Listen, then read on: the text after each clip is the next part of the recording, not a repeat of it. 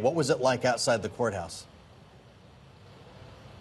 Well, it was busy all day here today, Joe. Of course, there was a lot of media representatives like myself, but also hundreds of pro-Trump supporters that did show out in support of the former president. Not the thousands that Miami authorities had been braced for, and police that I talked to said that there had been no incidents of violence that they were aware of. Now, some of those supporters, after President Trump was leaving the courthouse following the arraignment and that not guilty plea on those 37 counts, were chanting things like "We love Trump" and "USA" as they watched the motorcade leave. Really felt like a positive atmosphere. So perhaps President Trump treating this like a campaign day, knowing that he was having supporters that were going to be here today. Now, of course, as you both discussed, he is going to head back to New Jersey this evening to speak at 8:15 p.m. Eastern time. Likely will echo some of the same messaging we have heard from him, and frankly, what I was hearing from Trump supporters here today. The ideas of injustice, of the weaponization of the Justice Department. There were a lot of people waving flags as well, saying Trump won in 2020. You know it,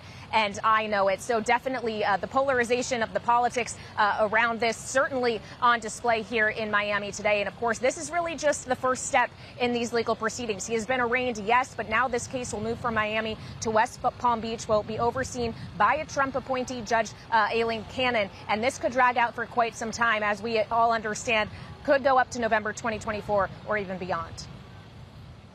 Bloomberg's Kailey Leinz, thank you so much, bracing the heat all day in Miami. Joining us now around the table, Bloomberg White House Deputy Editor Mike Dorning and Washington Bureau Senior Editor Wendy Benjaminson. Wendy, let's start with you. Today, huge fanfare, a big show, but actually the substance is what comes next. Exactly. What does come next? Well, next, he will have time, presumably, to prepare his defense. The prosecutors will have time to prepare their case. No trial date was set today. Today was just the sort of intro where he was fingerprinted. They didn't mugshot him, Marshall said, because everybody already knows what he looks like. He was he was not made to pay any bail. As you saw, he was free to go to a restaurant afterwards and is on his way back to New Jersey. They don't consider him a flight risk. So now it's all just sort of goes into sort of stasis for a few weeks at least until we have some more trial development. It's important to note that we do not have a trial date. We were kind of hoping that we would get that information, Mike. With that said, we do have a Trump legal team, or will, that will do everything it can to delay this case. That's been Donald Trump's specialty over the years. Can we now assume then that this story is going to last the duration of the campaign cycle? It seems likely. Based on what we've heard so far, there's a good chance that they can delay it, maybe even beyond the November 2024 election. It's hard to tell exactly how long it will take, but it can take quite a while. That said, when you have this going on, the other trials going on, there's going to be more and more stuff that's going to be coming out that's potentially damaging to Trump with independent voters, right, even if not with the Republican base. If this goes past the November election, doesn't it become much easier for the other candidates that want to be the Republican nominee to not attack him, but just say he's drowning in legal work?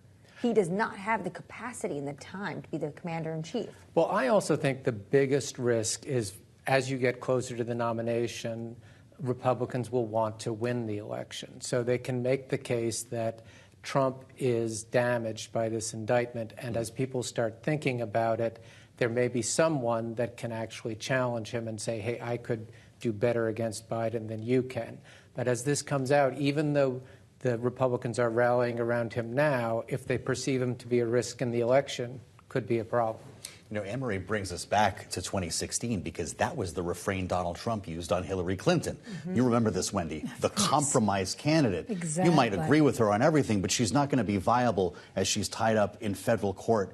That's right. him and now. How dare she be loose with the nation's secrets? Well, yes, that's a whole other, I guess, conversation. We've been hearing a lot about Hillary Clinton, but can't his own words be used against him? Absolutely. They were used against him in the indictment itself. The indictment quotes him from 2016 campaign speeches saying that Hillary Clinton played loose with classified documents.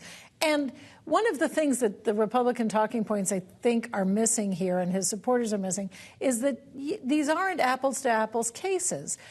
Yes, Hillary Clinton mishandled classified documents, apparently. Joe Biden had some in his garage, and et cetera. Trump was waving around top secret SCI, which is secure compartmentalized information, Yes. the highest classification level. He was waving them around to a writer and publisher, and he's caught on tape doing so, saying, I should have declassified this when I was president, but I didn't, and now I can't. It's so much different than simply holding them in your garage and then saying, come get them to the FBI when they want them. Yeah, it's actually the content of those documents. Exactly right. What a lot of legal experts are also talking about is the fact that there's a lot in this indictment, but that they likely have much more. So this case could be, in Bill Barr's words, his own attorney general, already damning. He said if even half of what's in the indictment is true, he'd be toast. But there could potentially be more. There could potentially be more, and they've already decided, I think in the interest of trying to keep a lid on this simmering cauldron that American politics is right now, they didn't charge him for any of the documents that he returned. They decided not to charge him with that, and they avoided charges that could result in disqualification from office. So that is a way of sort of tamping down some of the political outrage. So they've given him already some deference. And yes, we don't really, the indictment is an outline. We don't really know the full extent of this. We heard from a number of lawmakers over the course of the day, as Mike Dorning mentioned earlier. It was largely Republicans making noise, but we heard from Democrats as well. Let's hear from the sound today on Capitol Hill. As we all know, in America, nobody is above the law, not even a former president. And I think that the American people, regardless of where they stand on Donald Trump, former President Trump, should allow the process to play out through the court system in a peaceful manner. I hear a lot of people who are concerned in my district about how the Department of Justice is operating, something I continue to track. I can tell you that with respect to my Republican colleagues, their reaction is absolutely not the reaction it would have been if this were Hillary Clinton or anybody else. Here's my prediction about the presidential race. The experts will be wrong. They always are. We could, of course, listen to John Kennedy all day, the senator from Louisiana. But with that said, Mike, you mentioned that there could be a breaking point here because it was very predictable what we heard today along party lines. And once we were in the throes of this campaign, will Donald Trump continue to have the loyalty test here with House Republicans like we saw today? I think it's likely for a long time with House Republicans whose districts are almost overwhelmingly gerrymandered so that their only real threat is a primary challenger, that he will continue to see loyalty from most of them as long as he has loyalty within the Republican Party. What you did see is some of the Republican presidential candidates, Chris Christie very bluntly doing this, but others sort of very delicately saying, hey, like Nikki Haley said, this is inexcusable behavior, although she said, hey, it's politically motivated. Sure. Tim Scott, serious allegations, although he also was arguing it's politically motivated. But it's a tentative way of trying to test this argument that, hey, I hate to say it, it's disqualifying. I don't mean to offend any of you Trump voters, but maybe you could do better with me. They're walking on eggshells. Yeah. How true.